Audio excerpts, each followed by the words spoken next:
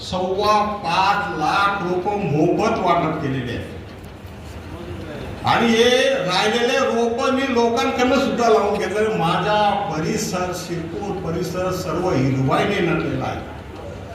सर्व हिरवं, जिकडे पहा तिकडे हिरवं झालेलं आहे.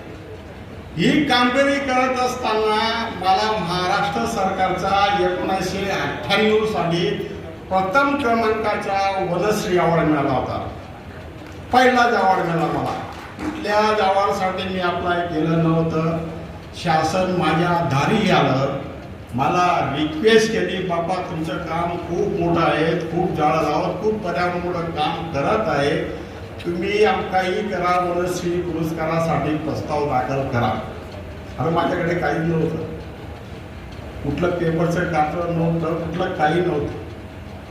ज्यावेळेस माझ्या गट नंबर, सर्वे नंबर, जिथं जिथं मी झाडं लावलेले आहेत त्या गटाचे फोटो वगैरे सर्व घेऊन मला त्यावेळेस महाराष्ट्र राज्याचा प्रथम क्रमांकाचा वनश्री अवॉर्ड मिळाला होता. त्यावेळेस माझं वय अवघ्य 28 वर्ष होतं. पहिला पुरस्कार मिळाल्यानंतर मला खूप मोठी प्रेरणा मिळाली. हे दादा बोलले, प्रेरणेने राष्ट्र मोठं होतं, हे सत्यता आहे.